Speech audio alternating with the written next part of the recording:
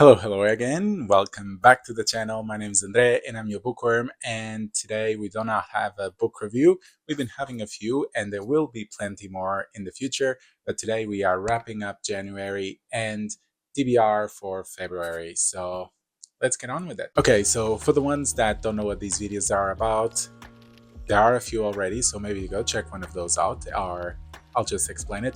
But pretty much we're gonna go through the books that I read in this previous month, which in this case is January, and I'll just say the books that I'm currently reading and also the books that I plan to read in the following month, which this case will be February, just short month. So let's hope I can fit as many books as I can, because as you'll see, January wasn't the best. So yeah, if I thought December had been a chaotic month, this one was a disaster. Work has been crazy busy and that completely destroys the amount of time I have to read. So I only been catching up in the last couple of days. So this month was quite poor in terms of reading. And one thing that I'm not proud of is all my reading challenges are behind. Every time I look at them and they say you're behind 2-3 books, I feel the urge to keep reading, but there's so much I can do, especially with everything else around, but we'll try. But so for January, I was able to finish 3 books and unfortunately no manga volumes, but I also finished a short story. So yeah, this month I read around 1500 pages, which is way lower than the previous month, which was 3500 pages. And we were going on that upwards trajectory where we were constantly increasing the number of pages read, and suddenly this month it tanked. But we'll improve. That's the goal. It's always keep trying to improve. There's some stumbles, but we'll get there. And the other thing is, to add to the chaos of not reading much, the ratings that I gave to these books also were quite varied. They ranged from 3.6 to 4.8. So that's quite the range. We'll get to that, but first let's start off with the books that I am currently reading. One that is obvious, especially because I mentioned in the previous video, the previous wrap-up, that I'm reading and will still be reading is A Game of Thrones. I'm buddy reading this, so we read a few chapters every week, we talk about it, and yeah, it's been slow because everyone's been busy, but I'm already like 80% of the book, so definitely will finish in February. Very keen, and I'm very keen to do a review of this book because doing a reread of this, there are things that are so obvious that I had never noticed, and the foreshadowing of other things, but I'll get to it in the proper review. But yeah, just know that I'm still reading this. My other current read is this book here, which actually is from the Broken Binding subscription, fantasy, the special edition I'm in, and the book is Northern Wrath by Thilde Cold Holt. This book was the last book on my previous TBR, the TBR for January, I mean, so I was able to accomplish what I promised, even though what I promised was quite low. But yeah, I'm reading this book. I'm around 2/3 in. It's quite interesting, unexpectedly interesting, because I had no expectations about what was this book about. And so I'm reading it. It's giving me very God of War Ragnarok vibes, which is good. It's a good compliment. There are things that need to be addressed, some flaws here and there. But again, I'll do a proper review once I finish this book. But yeah, it's been good, unexpectedly good. And this is a trilogy, so I'm waiting to see how it will end. Hopefully it ends in a way that is self-contained, but at the same time leaves some things open for the next 2.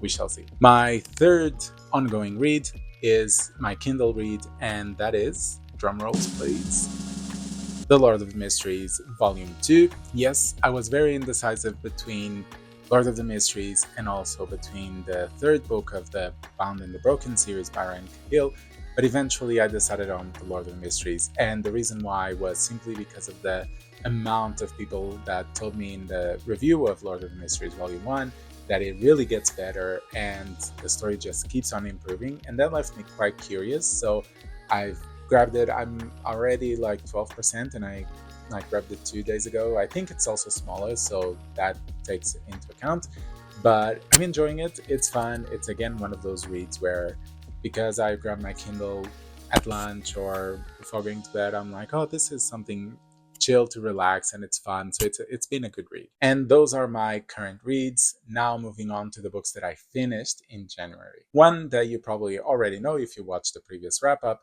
that I finished in January was Artemis by Andy Weir. And this is actually also a Broken Binding subscription, but this is the science fiction one. And this is by Andy Weir, which is the same author as The Martian and Project Hail Mary. And this is famously the worst of the three. This is a standalone, by the way. It's not a continuation. The three books aren't linked, or at least not officially linked, I think. But yeah, this one is famously the worst, and unfortunately, it is also the worst for me. The way for me to briefly do a mini review of this book is that it felt like a Sunday afternoon movie. And what do I mean by that? This is something we say in Portugal. I don't know if it translates for other languages and countries, but it's that type of thing that you grab when you have nothing to do, you're feeling very lazy, it's Sunday afternoon, there's nothing else on, so you just grab it and watch it. It's entertaining, but not spectacular. And that's pretty much how I would define this book. I'll do a proper review of this once I have the time. But for now, just know that on Goodreads, this book has a score of 3.69 out of 5, which is quite low, and my score was 3.6 out of 9, out of 5. Did I say out of 9? No, out of 5.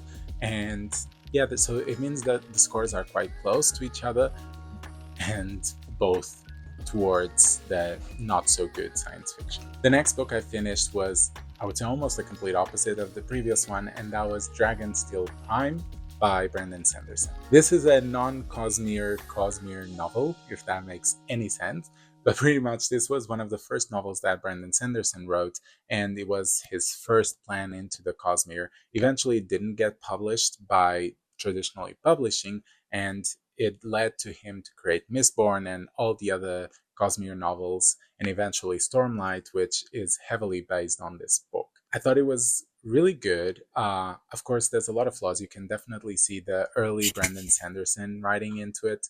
And I think the ideas are there. I mean, I was reading this and I kept doing parallels with Stormlight Archive. Stormlight Archive is definitely better written, better constructed, better characters, better everything. But this, I think, is a solid book. And I wouldn't recommend it for newbies to Brandon Sanderson, but for the experts of Cosmere and that just want to read something from Brandon Sanderson, definitely this. It's almost as if you're reading a parallel universe of the Stormlight Archive. Surprisingly, this book on Goodreads has a score of 3.8 out of 5, which I thought was super low, considering, first of all, that it's a Brandon Sanderson. They tend to be quite up in the scores, but also 3.8 is very, very low for a fantasy book. So I was surprised. But for me, my score was actually 4.8. So this was the best book I read in January, and I'm surprised how people think it's not that good. But anyway, I will discuss its flaws because I do think it has some flaws, and a proper review in a few weeks. So keep an eye out. In between all these books, I also finished a short story, which was The Exile by Ryan Cahill. This is part of that series that I mentioned before, The Bound and the Broken. And this short story, the story itself, happens between book 2 and 3. And we basically follow one of the characters that shows up in book 2, and we see how that character came to be in the present. We see a lot of their past and the actions and the events that led him to be where he is. This series is epic fantasy for the ones that don't know. Think, I would say, Aragon with Wheel of Time mixed, and I mean, Lord of the Rings is a very basic one to say because everything is based on Lord of the Rings to some degree. But yeah, think of those two mixed. Better writing than Aragon, I would say. Not as complex as Wheel of Time. As for this short story, I thought it was interesting. There was a lot of character growth, development. There was also some flaws that I don't want to mention because they might be spoilery. I will say it in the proper review. But for now, regarding scores, so you can have an idea, Goodreads, the score is 4.55 out of 5, which is the complete opposite of Dragonsteel Prime. This score is way higher than I thought it would be because my score was only a 4 out of 5, and 4.55 is crazy. Okay, that the amount of reviews he has or ratings is not as big as Dragonsteel Prime, but still, it's quite a huge rating. And the last book I finished this month, which was actually less than a week ago, was Legends and Lattes by Travis Baldree. Yes, I finally read the cozy fantasy book that all the cozy fantasy fans love. And to my surprise, I didn't end up enjoying it as much as I would. Okay, kill me now. But yeah, I thought it was fun. It was a cozy book to read. It felt like I was playing almost like a time management game where you keep upgrading your restaurant, in this case, your cafe. But aside from that, I felt it was a bit plotless. Don't get me wrong, I thought it was cute. I thought it created the vibes that it had to create, and that it did perfectly.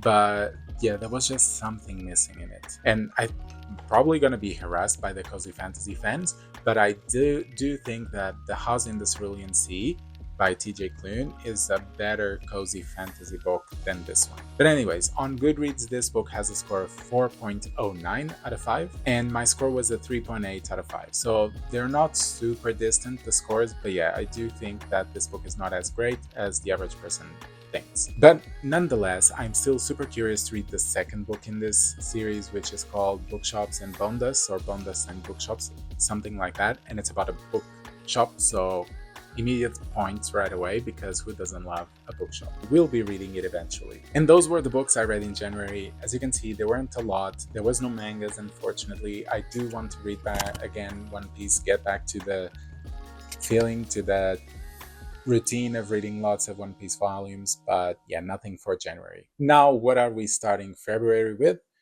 Once I finish A Game of Thrones, which I'm predicting that I will finish, I will be reading A Clash of Kings, which is the second book in A Song of Ice and Fire, as if anyone doesn't know that. But yeah, I'm keen to keep reading because, like I said, there were so many things that doing a reread you see in a completely different light. And yeah, as the story progresses, it'll just get better and better. Of course, once we reach the end and we don't have the next book, it will be very sad. But it's still an adventure that I'm liking to follow, so that's that. A surprise choice that I was not expecting to read when I started January, but now it's gonna be my next read once I finish Northern Wrath, is The Rise of Kyoshi by F.C. Yi.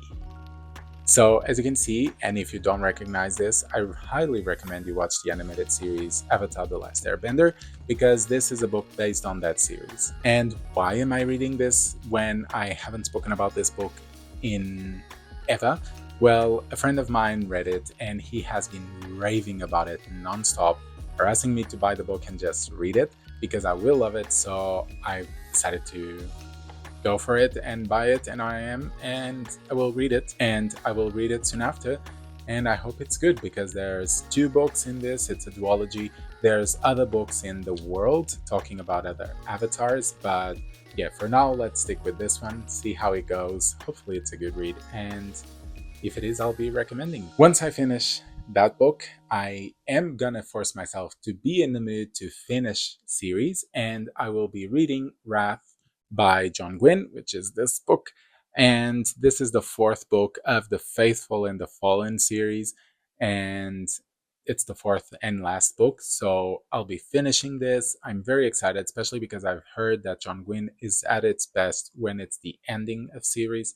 So I think there will be a lot of plot lines being closed, wrapped up really nicely. The character arcs hopefully will be finished at a peak, which I think there's a lot of potential for that because I really enjoyed the character work in the 1st and 3rd books. So I'm fingers crossed that I'm gonna like this. And besides, who doesn't like some epicness and some Viking fights? I mean, I'm having a lot of Viking fights already with Northern Wrath, but with Wrath, there's just too much wrath with Vikings. I don't know what's happening.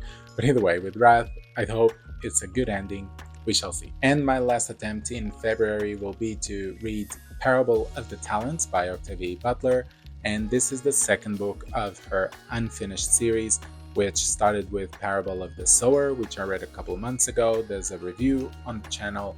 I think the first one was an amazing book, despite being super heavy in terms of reading and the events, especially in the world that we are living at the moment. It feels really, really real. At the same time, since our world is already going crazy, why not read something that seems very crazy already too, and just blend in the world with a fantasy or with a dystopian science fiction and get on with it. Besides, I think there's so many good quotes in this book. I've seen them around and very keen to know the context of those quotes. In terms of my Kindle, of course, I'm going to keep reading Lord of the Mysteries. I do not think I'm going to finish it in February, so I'm not going to even attempt to predict what I'll read after that.